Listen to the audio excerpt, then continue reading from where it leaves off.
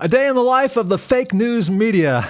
Now, as CNN, ABC, CBS, NBC, MSNBC, and the New York Times were busy cherry-picking, talking about NFL players disrespecting the national anthem as their top story, let's see what Fox News was reporting on. The top story was this church shooting. Now, how do you think the fake news media will treat this story for obvious reasons? First, we have the New York Times. No mention of the story anywhere. Instead, they're busy attacking Trump. Look at this New York Times story. The president's inflammatory comments. This is not journalism. This is taking a stand against Trump. And how is disrespecting the national anthem not inflammatory? Why don't we have a story about that? The answer is because the New York Times is propaganda dressed up as news. How about Yahoo.com? The NFL shows it won't sink to president's level. Again, this is not journalism. This is taking a stand against Trump. The so-called news article is propaganda by a propagandist named Dan Wetzel.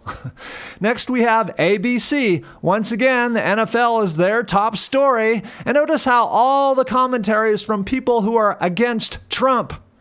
ABC decided to cherry-pick Stevie Wonder for his thoughts on the NFL. All their NFL-related stories are attacks on Trump. And where's the story about former Army Ranger, now a Pittsburgh Steeler, who came out of the locker room for the national anthem? ABC doesn't want to report on that because that would put Trump in a positive light.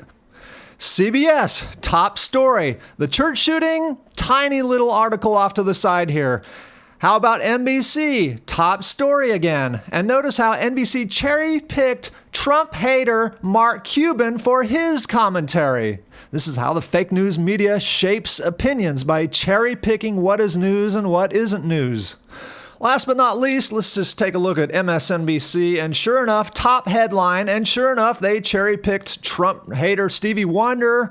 And how about this headline? Insane that Trump has time to attack NFL players. Well, why isn't it insane that people have time to attack Trump?